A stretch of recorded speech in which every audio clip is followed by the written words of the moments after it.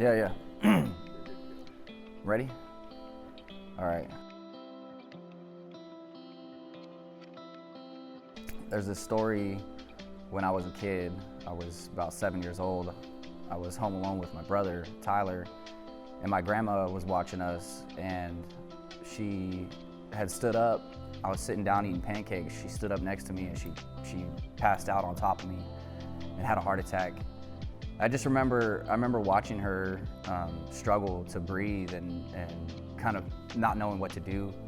And the fire department ran inside the house, and they cut open her shirt, and I didn't know what was going on, right? So I kind of walked out of the room, and she ended up passing. So I was pretty young when I first experienced death for the first time, and it was a moment of like, do you surrender this to God and trust God through this, that she's with you in heaven, or do I turn from God and run away? And I chose the former. I decided I'm gonna follow Christ, and I'm gonna really just abandon what I think is right, and I trust God. And I spent the majority of my childhood really just seeking God and going to church, and my parents did a really good job, like taking us to church and allowing us to believe what we wanted to believe and not really forcing it down our throats.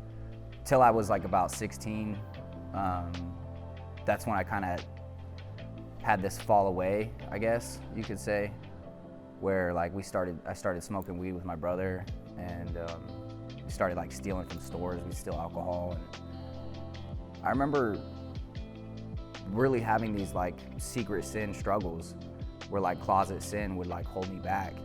And because I was so sold out for Christ when I was a kid, every time the enemy would show up in my life, he'd show up in like this business suit. And it was always like a business affair when he would come, and like every time he showed up, it was like I was going to court, and he was going to court for my life. And it ended up trickling into my adult life, where I was on the road, and I was serving God. I was doing shows, I was doing music and touring. But when I'd come off the road, I'd have this like hole in my heart where I'm trying to fill it with drugs and trying to fill it with alcohol. And the whole time God was protecting me.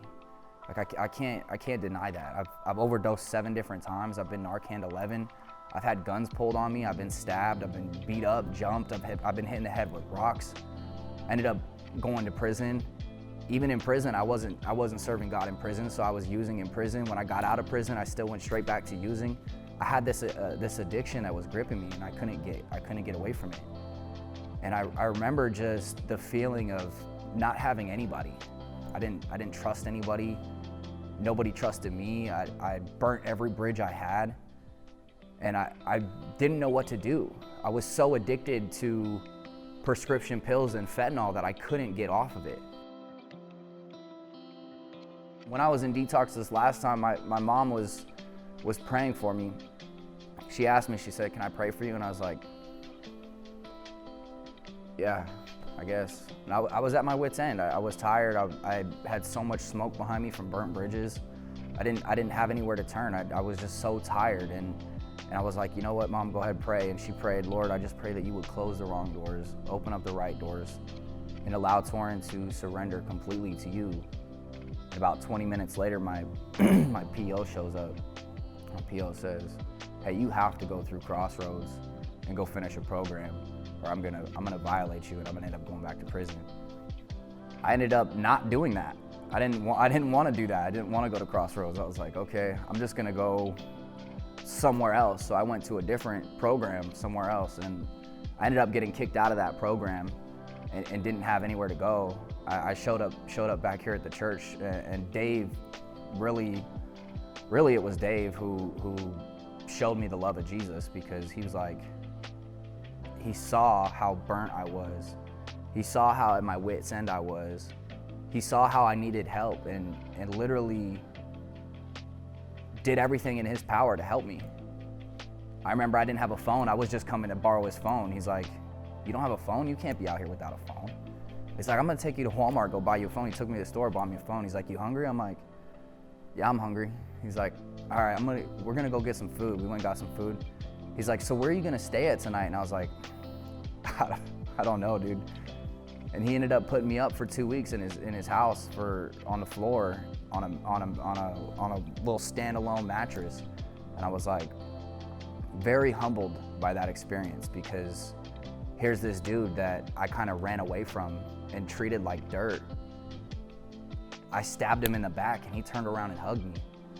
And it's like, I couldn't help but give glory to God. I'm like, well, I had this idea that I'm gonna die in my sin. I had this idea I'm gonna die from fentanyl overdose. It's gonna happen eventually. And then here's this love just coming over me, being ambushed by Jesus. And it was changing.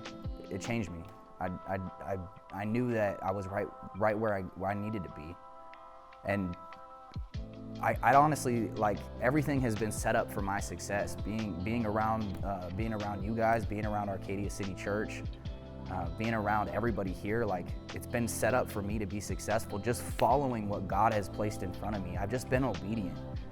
Now I got a year sober. I got multiple commitments for ministry, or speaking engagements. I volunteer at a rehab. I work at a sober living house. I do a lot of things in the neighborhood for the Lord now, and God has changed my life. I'm really thankful that He took what was dead and He made it alive. So.